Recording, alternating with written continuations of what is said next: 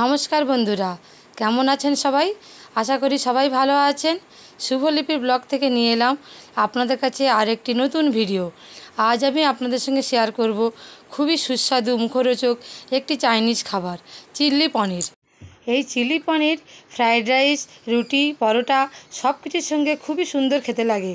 এটি চিলি চিকেনের থেকে কোনো অংশেতেই কম যায় না। এখানে আমি নিয়ে নিয়েছি 300 গ্রাম মতন পনির। এটা ছিল বাটার পনির। এই পনিরটাকে আমি দেখতে পাচ্ছেন ছুরি দিয়ে পিস পিস করে কেটে নিচ্ছি। এই দেখুন সবগুলো আমার টুকরো করে কাটা হয়ে গেল। এর সাথে আমি দিয়ে দেবো একটুখানি নুন, একটুখানি হলুদের গুঁড়ো, আর একটুখানি লঙ্কার গুঁড়ো আর জিরের গুঁড়ো। তারপর এর সাথে আমি দিয়ে দেবো 2 চামচ বেসন, 2 চামচ কর্নফ্লাওয়ার আর 2 চামচ চালের গুঁড়ো। এই দেখতেই পাচ্ছেন। আর সব শেষে দিয়ে দিলাম আমি একটুখানি সাদা তেল। এই সব কিছু দিয়ে আমি একটুখানি জল দিয়ে এটাকে বেশ ভালো করে ম্যারিনেট করে রেখে দেবো। এই দেখুন আমার ম্যারিনেট করা হয়ে গিয়েছে। এরপর আমি আসুন মশলাটা দেখিয়ে দিই। প্রথমে নিয়ে নিলাম কিছুটা কাঁচা লঙ্কা, এই লাল ক্যাপসিকাম, হলুদ ক্যাপসিকাম, টমেটো, এই আদা কুচি, রসুন কুচি আর পেঁয়াজ। এই সব কিছু গুছিয়ে নিয়ে আমি এবার গ্যাস ওভেনটা জ্বেলে দিলাম। তার মধ্যে দিয়ে দিলাম এই তেলের কড়াইটা। অল্প তেল দিয়ে আমি সেই ম্যারিনেট করা পনিরগুলো এই একটা একটা করে সবগুলো ভাজতে লাগলাম। এই দেখুন পনিরটা কি সুন্দর ভাজা হচ্ছে। বেশিক্ষণ কিন্তু তেলেতে এগুলো ভাজার দরকার নেই, অল্প একটু এপিট ওপিট করে ভেজে নিলেই হবে। বেশি ভাজলে পনিরগুলো শক্ত হয়ে যাবে। দেখতে পাচ্ছেন আপনারা পনিরগুলো কেমন সুন্দর করে আমার ভাজা হয়ে গেল। এবার আমি এই পনিরগুলো এক এক করে তুলে নিচ্ছি একটা পাত্রের মধ্যে। এই সবগুলো পনির আমার এই ভাজা হয়ে গেল। এরপর আমি ওই তেলের মধ্যে প্রথমে দিয়ে দেবো, তারপর ওই তেলের মধ্যে আমি 2টো শুকনো লঙ্কা আর 2টো তেজপাতা দিলাম। তারপরে দিচ্ছি আমি এই হলুদ ক্যাপসিকাম। আপনারা চাইলে সবুজ ক্যাপসিকামটাও দিতে পারেন, আমি ওটা এখানে ইউজ করিনি। তারপর ওর মধ্যে আমি দিয়ে দিচ্ছি এই পেঁয়াজ। এই সব সবজি অল্প অল্প করে ভাজতে হবে। তার মধ্যে আমি দিয়ে দিলাম এই লাল ক্যাপসিকাম। বেশি ভাজার দরকার নেই, চিলি পনিরের সবজিগুলো বেশ সুন্দর করে অল্প অল্প করে ভেজে নেওয়া দরকার। এর মধ্যে আমি এবার দিয়ে দেবো একটুখানি নুন। নুন দিলে তাড়াতাড়ি সবজিগুলো একটু মজে যায়, একটু জল ছেড়ে দেয়। তারপর আমি ওর মধ্যে দিয়ে দিচ্ছি কুচে রাখা টমেটোগুলো আর সেই 4-5টা লঙ্কা চেরা করা। তারপর ওর মধ্যে আমি দিয়ে দিচ্ছি সেই কুচনো আদা এবং কুচনো রসুন কুচি। এই সব কিছু দিয়ে কড়াইয়ের মধ্যে সব সবজিগুলো আমি বেশ ভালো করে নাড়তে থাকবো।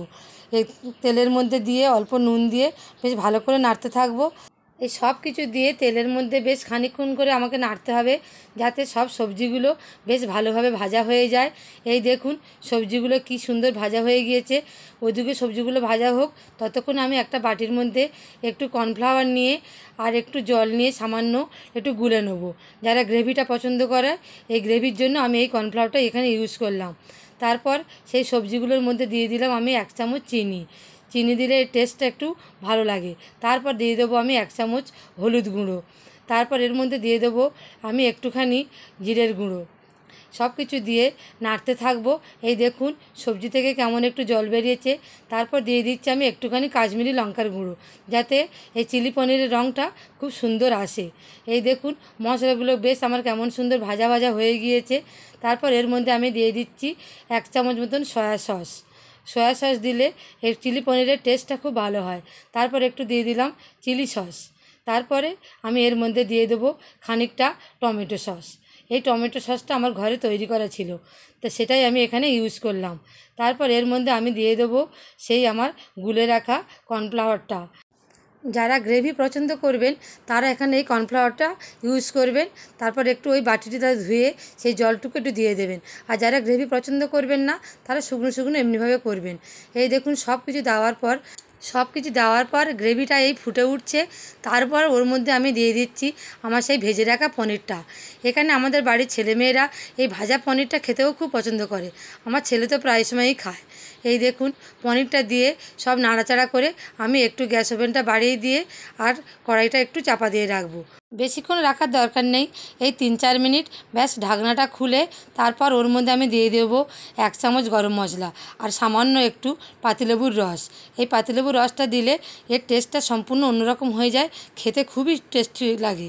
এই দেখুন আমার তৈরি হয়ে গেল আজকে চিলি পনির। ব্যাস, এবার সার্ভ করার পালা। এই রাত্রে সবাই খেতে বসেছে, আমি ডিনার প্লেটেই সাজিয়ে ফেলছি। রাত্রে আমি চিলি পনিরের সাথে বানিয়েছি হাতে গড়া গরম গরম রুটি, আর এর সাথে আছে স্যালাড হিসাবে কাঁচা পেঁয়াজ আর এই শসা। আজকের ভিডিওটি কেমন লাগলো বন্ধুরা অবশ্যই কিন্তু কমেন্ট করে জানাবেন। ভিডিওটি ভালো লাগলে অবশ্যই একটা লাইক করবেন, পেজটিকে ফলো করে আমার পাশে থাকবেন। ধন্যবাদ।